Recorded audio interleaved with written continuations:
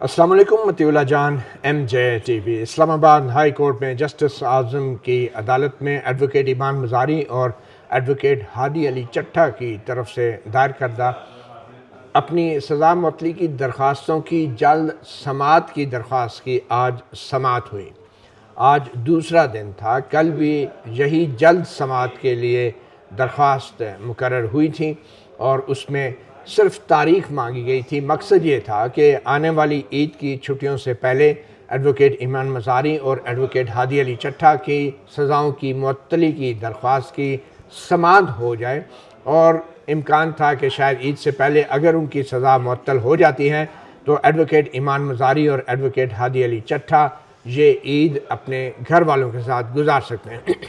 مگر کل کے دن جسٹس اعظم خان نے اعتراض اٹھایا تھا کہ سپریم کورٹ کی طرف سے جو 2 ہفتوں کے اندر ترجیحاً اس مقدمے کا فیصلہ کرنے کا حکم نامہ جاری ہوا تھا، اس کی مصدقہ کاپی جو ہے وہ جج صاحب کی فائل میں نہیں تھی، اور جج صاحب نے کہا تھا کہ یہ مصدقہ کاپی رجسٹرار آفس میں دائر کی جائے، باوجود اس کے کہ ایڈوکیٹ فیصل صدیقی جو ایڈوکیٹ ایمان مزاری اور ایڈوکیٹ ہادی علی چٹھا کی طرف سے پیش ہو رہے تھے، انہوں نے وہ مصدقہ کاپی کمرہ عدالت کے اندر جج صاحب کے سامنے پیش کر دی تھی۔ مگر جسٹس اعظم نے کل یہ کیس سننے کی بجائے کہا کہ یہ آپ رجسٹرار آفس میں جمع کرائیں، اور آج وہ کیس پھر دوبارہ لگا لیا، یعنی ایک دن مزید گزر گیا،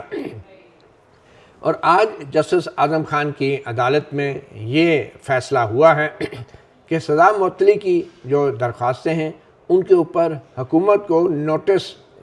جاری کیا، معذرت کے ساتھ سزا معطلی کی نہیں بلکہ سزا معطلی کی درخواستوں کی جلد سماعت کی جو درخواست ہیں ارلی ہیئرنگ کی، اس پہ حکومت کو نوٹس جاری کر دیا گیا ہے۔ یعنی کہ اب حکومت سے پوچھا جائے گا کہ یہ جو جیل میں 2 وکلاء صاحبان ہیں میاں بیوی، ان کی سزاؤں کی معطلی کی درخواستیں سماعت کے لیے مقرر کی جائیں یا نہیں۔ یہ بڑی ایک غیر معمولی اور عجیب سی بات ہوئی ہے کہ اسلام آباد ہائی کورٹ کا ایک جج جو کہ آئینی عدالت ہے، وہ تاریخ دینے کے لیے بھی حکومت کا موقف اور مرضی جاننے کی کوشش کر رہا ہے، اور ارلی ہیئرنگ کی درخواست کے اوپر حکومت کو نوٹس جاری کرنے کا تو ایک ہی مقصد ہو سکتا ہے کہ ارلی ہیئرنگ کی درخواست کے اوپر حکومت کا وکیل آ کے یہ کہے کہ جناب ابھی یہ تاریخ نہ رکھی جائے اس کیس کی سماعت کی، یا پھر یہ جو ارلی ہیئرنگ ہے اس کو مسترد کر دیا جائے۔ اب سرکار کی طرف سے ہم نے کبھی نہیں ایسے دیکھا کہ ارلی ہیئرنگ کی درخواست کی کبھی کوئی مخالفت ایز سچ کی ہو، یہ بڑی ہی غیر معمولی سی بات ہے، لیکن جسٹس اعظم خان نے آج نوٹس دیا، اور سوال یہ پیدا ہوا کہ ابھی بھی جمعرات اور جمعہ 2 ورکنگ ڈیز عید سے پہلے موجود تھے، تو کیا جمعرات یا جمعے کی کوئی تاریخ مقرر کر دی جاتی؟ ایڈوکیٹ فیصل صدیقی نے جسٹس اعظم سے کہا بھی کہ جناب آپ کل کی تاریخ رکھتے ہیں، جمعرات کی تاریخ رکھتے ہیں، جمعے کی رکھتے ہیں، تاکہ حکومت آ کے اپنا موقف بتا دے۔ اگر حکومت چاہتی ہے کہ وہ ارلی ہیئرنگ کے حق میں نہیں ہے تو یہ معاملہ آگے چلا جائے گا۔ مگر پھر جسٹس اعظم نے وہ بات بھی نہیں مانی اور کہا کہ عید سے پہلے یہ ممکن نہیں ہے، عید کے فوراً بعد جو ورکنگ ڈے ہے انہوں نے 1 جون کا کہا کہ اس تاریخ کو ہم مقرر کر دیتے ہیں۔ آپ یہ سوچیں ذرا کہ یہ ہماری عدلیہ اور عدالتی نظام کی حالت اس حد تک خراب ہو چکی ہے کہ ایک تاریخ لینے کے لیے یہ معاملہ پہلے سپریم کورٹ گیا، اور پھر سپریم کورٹ نے سزا معطلی کی درخواستوں کی فیصلہ جو ہے 2 ہفتے کے اندر ترجیحی بنیادوں پہ کرنے کے لیے حکم جاری کیا، اور اس کے باوجود بھی ابھی اسلام آباد ہائی کورٹ میں تاریخ لینے کے لیے الگ سے ایک ارلی ہیئرنگ کی درخواست دائر کی گئی، اور مقصد یہ تھا کہ عید سے پہلے جو ہے سزا معطلی کی درخواستیں مقرر کر دی جائیں۔ مگر تاریخ لینے کے حوالے سے بھی عید سے پہلے کوئی فیصلہ نہیں ہو سکا کہ کس تاریخ کو سنا جانا ہے، اور جسٹس اعظم نے اب یہ معاملہ عید کی چھٹیوں کے بعد 1 ورکنگ ڈے کے لیے مؤخر کر دیا ہے، اور یہ سزا معطلی کی معاملہ نہیں ہے، یہ فیصلہ ابھی ہائی کورٹ کرے گی، جسٹس اعظم کریں گے کہ اس کیس کے اندر سزا معطلی کی درخواستوں کے لیے کوئی تاریخ بھی دی جائے یا نہیں دی جائے۔ تو یہ تو حالات ہو گئے کہ تاریخ لینے کے لیے معاملات سپریم کورٹ جاتے ہیں، اور پھر سپریم کورٹ سے واپس اسلام آباد ہائی کورٹ آتے ہیں، اور اس کے اوپر پھر جسٹس اعظم صاحب جو ہیں وہ سرکار کو نوٹس کرتے ہیں کہ سرکار سے پوچھ لیں کہ ان 2 وکیلوں کی جو کہ جیل میں میاں بیوی ہیں اور اسلام آباد بار کے رکن ہیں, ہائی کورٹ کے وکیل ہیں, تو یہ جسٹس اعظم جو ڈسٹرکٹ جوڈیشری سے آئے ہیں, جن کے سامنے یہ دونوں میاں بیوی کئی بار پیش بھی ہوتے رہے ہیں, یہ ہائی کورٹ کے جج بن گئے ہیں, اور یہ تاریخ دینے کے لیے بھی اب سرکار سے پوچھ کر اور سرکار کو نوٹس دے کے سرکار کا موقف جاننے کے بعد یہ طے کریں گے کہ سزا معطلی کی جو درخواستیں ہیں دو میاں بیوی وکلا کی جو جیل میں ہیں ان کو سنا جائے یا نہیں. تو یہ اب تاریخ دینے کا معاملہ بھی عید کے بعد چلا گیا ہے. حالانکہ اگر جج صاحب چاہتے جو عام طور پہ معمول کی جو کارروائی ہوتی ہے اس میں ارلی ہیئرنگ کے اندر جو عدالت کے اندر جج بیٹھا ہوتا ہے وہ کوئی ایک تاریخ اناؤنس کر دیتا ہے کہ فلاں تاریخ کو آپ کا کیس لگ جائے گا یا اگلے ہفتے لگ جائے گا,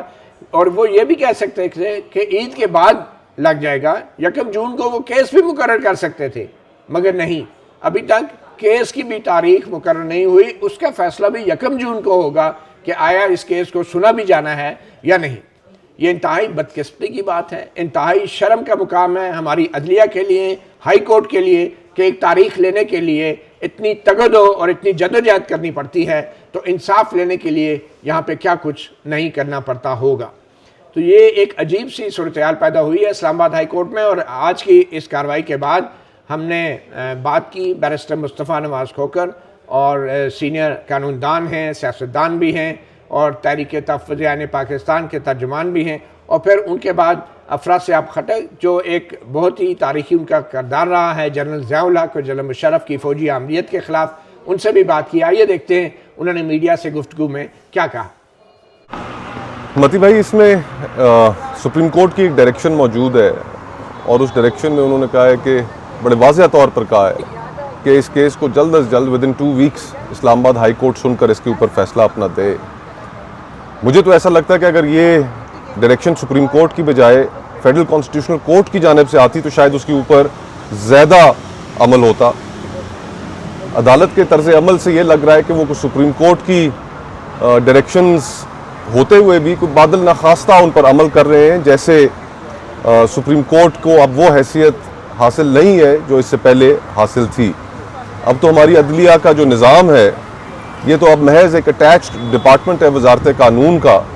کہ جہاں سے ایگزیکٹو کی خواہشات کے برعکس اگر کوئی کیس کنٹینشس کیس سامنے لگا ہو تو اس کو پھر جان بوجھ کر التوا میں رکھا جاتا ہے, جان بوجھ کر اس سے نظریں چرائی جاتی ہیں, اور اگر ایسا موقع آ جائے کہ اب نظریں مزید بچانا ممکن نہ ہو تو اس میں الٹے سیدھے فیصلے دے کر لیٹیگنٹس کو مایوس کیا جاتا ہے. ایمان کا اور ہادی کا یہ حق ہے کہ ان کی یہ اپیلز ریگولرلی, ہمیں سپریم کورٹ جانے کی تو ضرورت محسوس ہونی ہی نہیں چاہیے تھی. نظام انصاف کو اپنے پروسیجرز کے تحت, قواعد و ضوابط کے تحت ان کا کیس بہت پہلے لگا دینا چاہیے تھا, لیکن مہینے گزر گئے اور ان کا کیس نہیں آ رہا, اور ہم صرف کیس لگوانے کی جو تگ و دو ہے ابھی تک اسی میں لگے. آپ سمجھتے ہیں کہ جو گزشتہ روز بھی تاخیر کی گئی اور آج پر کیس لایا گیا اور پھر آج اب 1 جون کر دی ہے, تو ایک مقصد یہ بھی تھا کہ ان کی دوسری عید بھی ایمان اور ہادی کی جیل میں کروائی جائے؟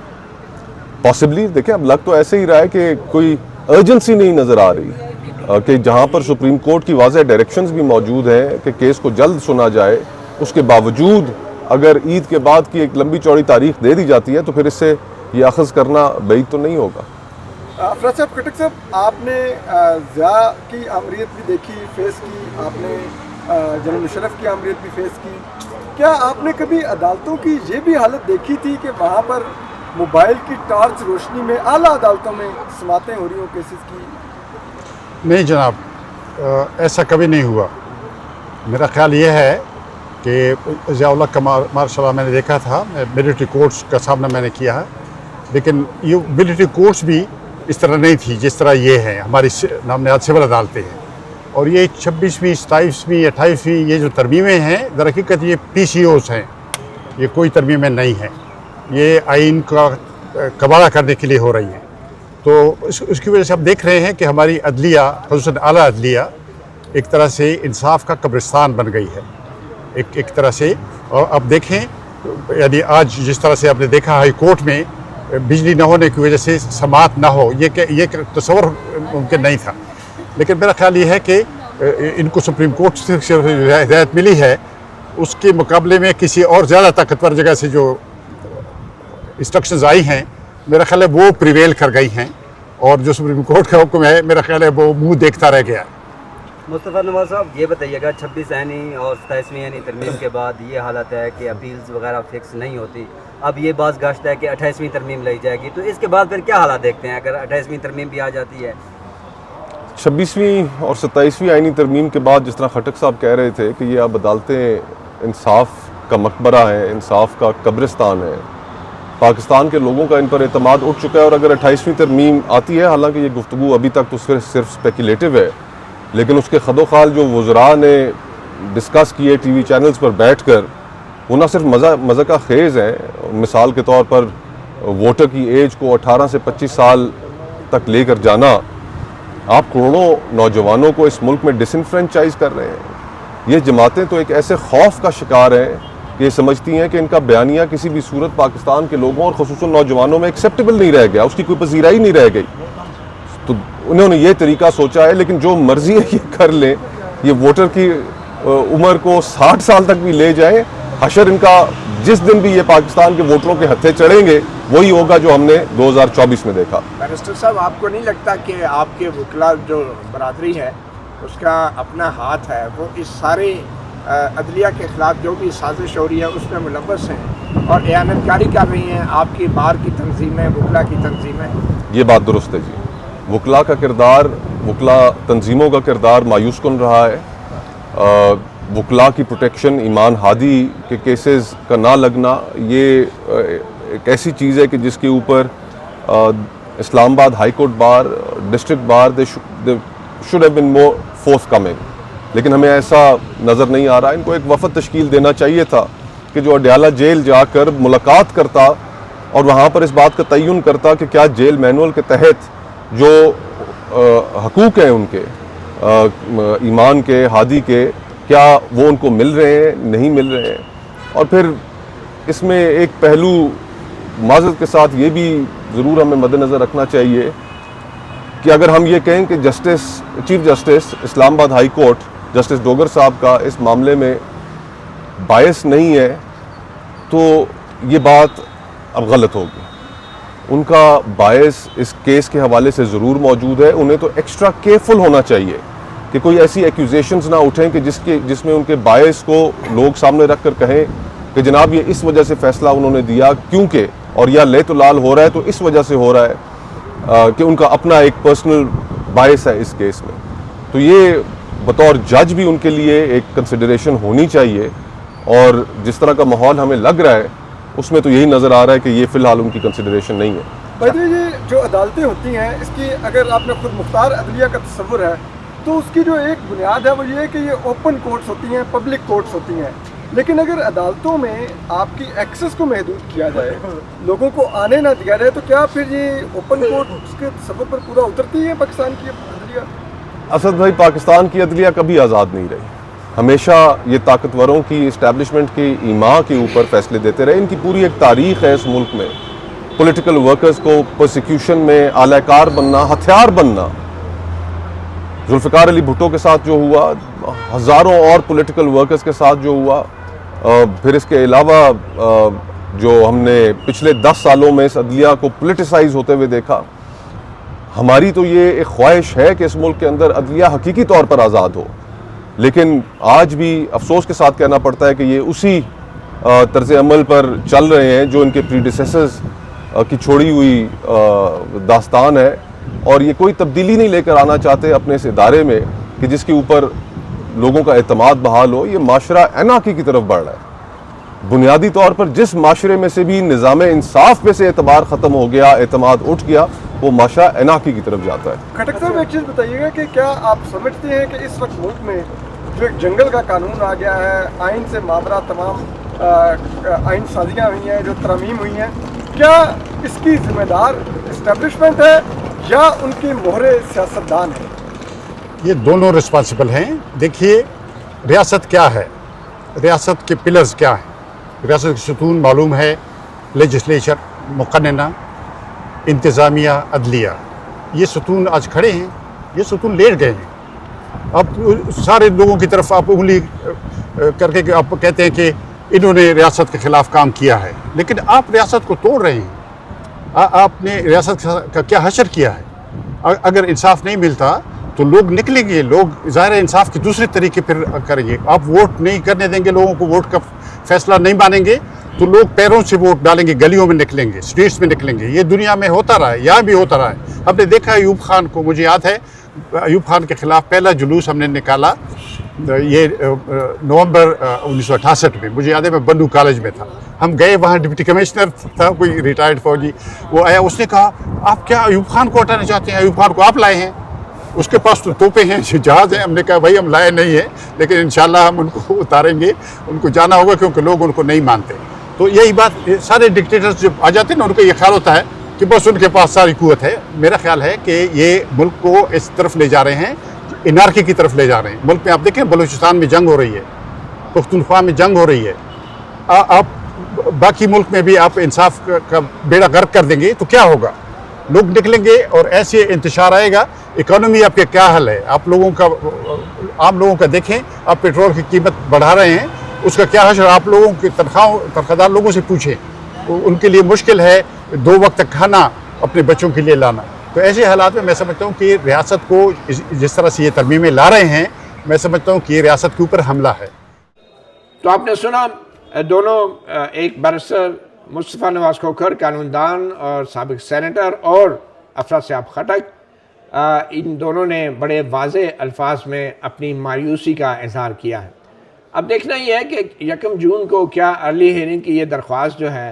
ये इन्फेक्शस भी हो जाएगी या नहीं। इसकी वजह यह है कि ये अर्ली हियरिंग की दरख्वास्त दायर करने का मकसद सिर्फ ये था कि ईद से पहले